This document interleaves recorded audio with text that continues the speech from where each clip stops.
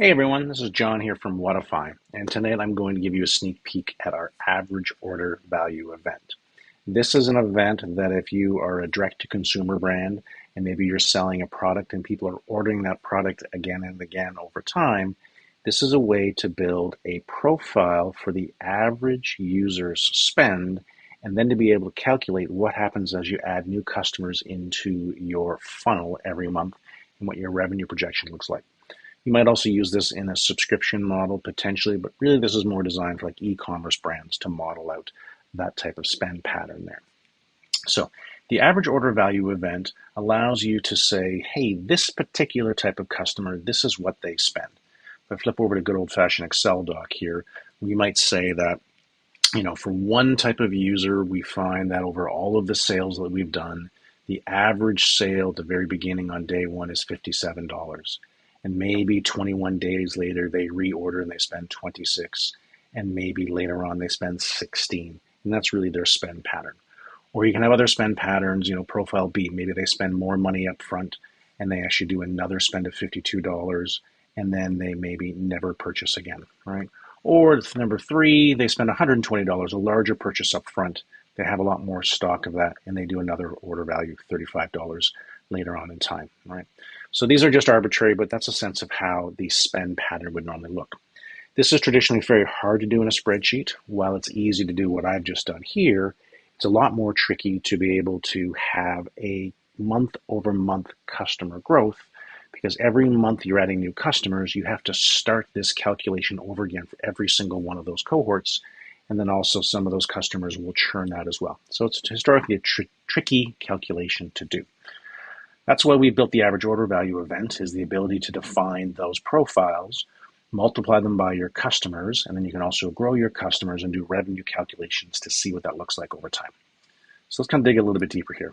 In our average order value event, for example, here, we have defined one profile. It's a monthly profile, and we are saying that these folks are spending $300 on month one, $90 on month three, $20 on month seven, $40 on month 17, 20 on month 28, and that's it. That's their average spend profile. We can also do this on a daily basis as well. So for spend profile number two, 300, 90, 20, but these are on individual days, and we can model that out. We can even have a big, $56 spend here, model this out way into time if we want to. So those are our two spend profiles that we've determined, right? Now, we also have to have customer cohorts. So we use our customer event here to define two customer cohorts. Cohort number one, we initialize with 5 customers on November the 1st. And cohort two, we initialize it with 30 customers on November the 1st. So I'm able to look at my graph down here. And if I look at customer cohort number one, there are my 5 customers. And customer cohort number two, there are my 30 customers. And we're not growing any of those customers yet. We just have that initial amount. Those are getting multiplied by the average order value, and we use that to be done in the revenue event. So here I say customer cohort one times that initial spend profile, and customer cohort number two times that spend profile. So what we get, if I look at my cash flow here, for example, I can see some of those initial spikes here at the beginning in November, and this all the way into January here, and I can see what that looks like when those 35 customers initially sort of sign up. Great. They don't spend any money into the future here. There's no other sort of changes. Next, what we can do, though, is we can start to actually grow those customer cohorts. So maybe I look at my customer growth event here, and here I'm saying I want to take customer cohort number one, and what if that cohort grows 5% month over month?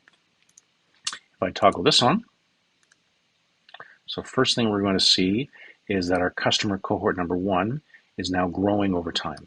So we look at our cumulative, we got our 5, and we're adding new customers over time. And we could also churn those out if we want to as well. So keep in mind now, for every new customer and every month, this spend pattern restarts. So that's when we can start to see some additional cash flow going on here. So now we're seeing some of these other spend patterns happening here as we grow some of our revenue over time.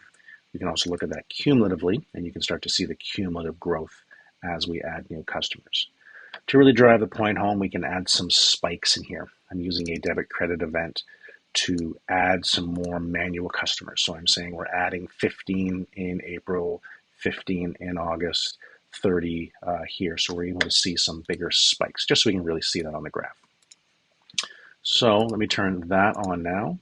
And now we're going to see even more customers sort of showing up. I go back to my customer cohorts, look at our monthly. Now I have those spikes of customers that I've added in on top of the regular month-over-month growth here.